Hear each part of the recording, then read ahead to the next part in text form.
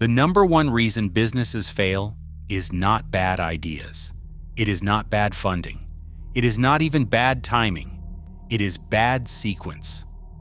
The same person with the same idea in the same market will succeed or fail based entirely on the order they build things. You have probably heard the stat before. 9 out of 10 businesses fail. Every time someone repeats that, they follow it with the same tired explanations. The idea was not good enough. The founder ran out of money. The market was too competitive. But if you actually study failed businesses, not the headlines, but the real patterns, you find something almost nobody talks about. Most failed businesses had a decent idea. Most had a founder who worked hard. Most even had paying customers at some point. What they did not have was the right order of operations. Imagine someone who cooks incredibly well. They are talented. Their food is legitimately good. So they sign a lease, build out a restaurant, hire staff, and open the doors. On day 1, nobody walks in. By month 3, they are burning through cash with no customers. The food was great. The chef was talented. But they built the kitchen before they built the line out the door. That is a sequence problem, not a talent problem. That exact pattern is the single most common way businesses die. But it is only one of 4 sequence mistakes that kill businesses. We are going to break down all 4 so you can see which one you are making right now. This is the kind of analysis we break down every week on this channel. If that is useful to you, subscribe so the next one finds you automatically. Here is the framework. I call it the build order.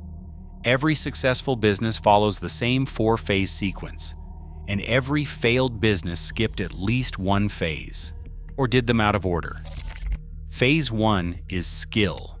Phase 2 is distribution. Phase 3 is monetization. Phase 4 is systems.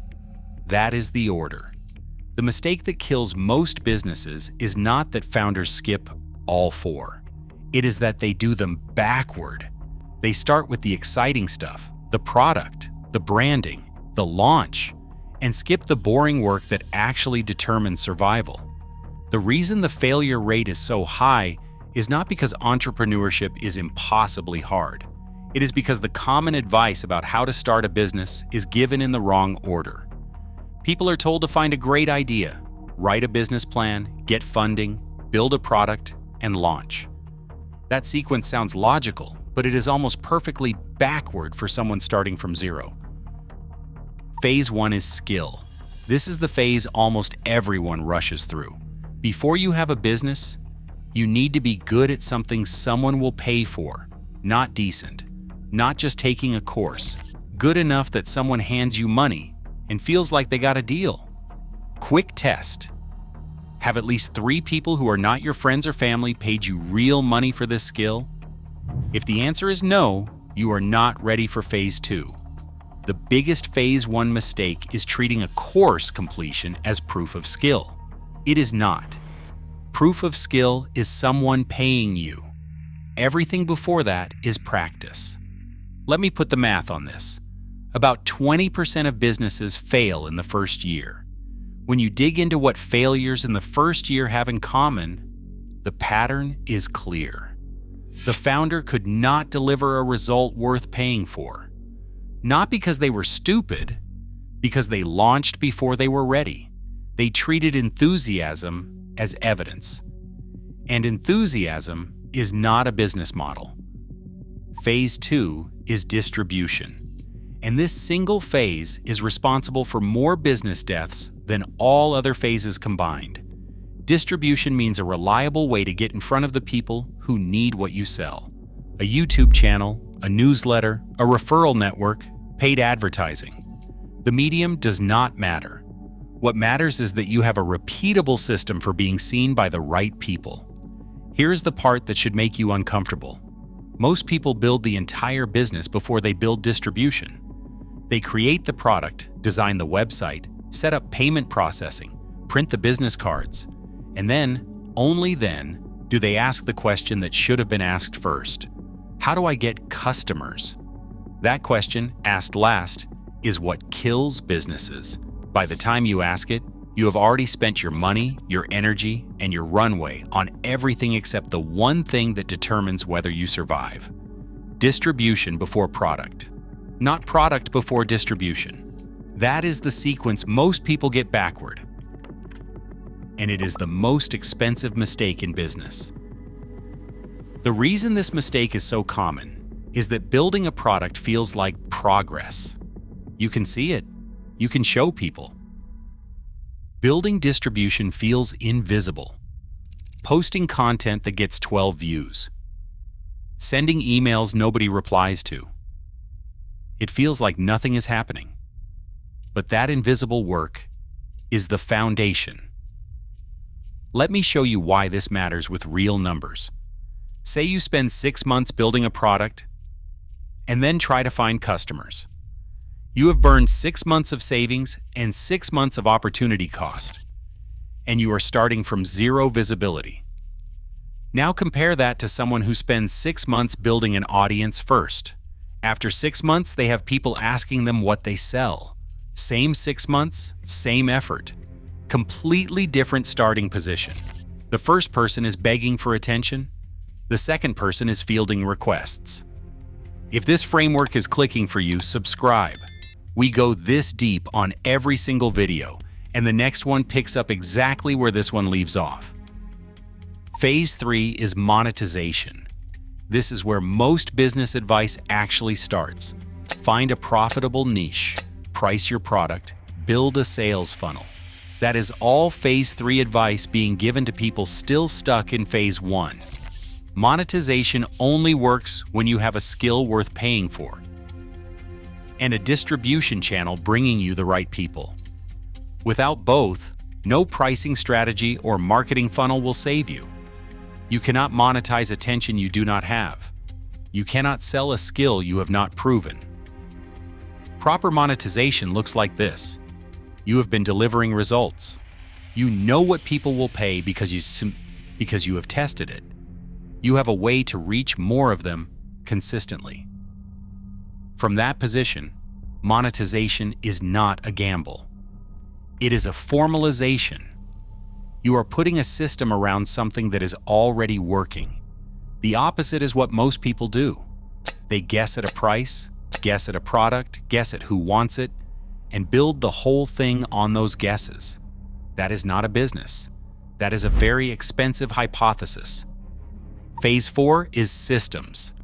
This is what separates businesses that survive from businesses that scale. Systems means documented processes, repeatable delivery, and the ability for the business to function without the founder doing every single task. Most solopreneurs never reach this phase. That is the real reason they burn out. They built a job, not a business. If they stop working, the income stops. That is not a failure of ambition. It is a failure of sequence. They jumped from skills straight to monetization and skipped the systems entirely. Once you have systems, everything compounds. Your delivery gets faster. Your quality gets more consistent. Your capacity increases without your hours increasing. Systems are the difference between a business that grows and a business that grinds. Skip this phase and you end up working harder at year 5 than you did at year 1. That is not a business. That is a trap with a profit margin. So here is what the wrong sequence looks like in practice. Someone has an idea for an online course. They spend 4 months building it, designing a website, writing sales copy. Then they launch it to an audience of 0. Crickets. The product might be genuinely good. It does not matter. They did phase 3 before phase 2. Now here is the same person doing it right. They start posting about the topic online. They build an audience. After a few months, 500 people on an email list have said, "I want to learn more." Now they announce the course. Built-in demand, day 1 sales, same person, same idea, different sequence, different outcome. Now some of you are thinking, what about businesses that launched a product and it went viral without an audience? Those exist. But for every business that launched cold and succeeded, there are 1,000 that launched cold and disappeared. The businesses that seemed to skip phases usually had hidden distribution you did not see. The founder had a network. They had an existing audience from a previous venture. They had industry relationships. They did not skip phase 2. They had already completed it before they started the new thing. Survivorship bias is a dangerous way to plan your life. I will be honest about the limitations. This framework does not account for every variable. Some industries have regulatory barriers that shift the order slightly, but for service businesses, digital businesses, freelancing, consulting, content, and coaching, which is most of what first-time entrepreneurs actually start, this sequence holds. So here is your move. Figure out which phase you are actually in, not which phase you want to be in, which phase the evidence supports.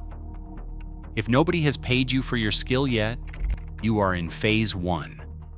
If you have no reliable way to reach new potential customers each week, you are in phase 2. If your revenue is inconsistent or based on guesswork, you are in phase 3. If you cannot step away for 2 weeks without everything stopping, you need systems. Drop your phase in the comments.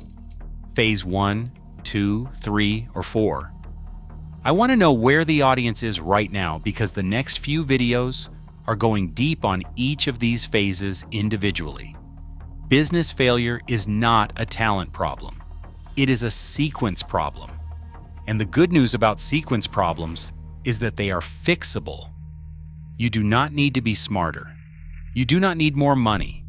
You do not need a better idea. You just need to build in the right order. The people who win at this are not the most talented. They are the most sequential. The build order is skill, distribution, monetization, systems. Skip a phase or do them backward, and you join the 90%. Follow the sequence, and you give yourself the structural advantage that most businesses never have. Remember, drop your phase number in the comments. And if this breakdown was useful, subscribe.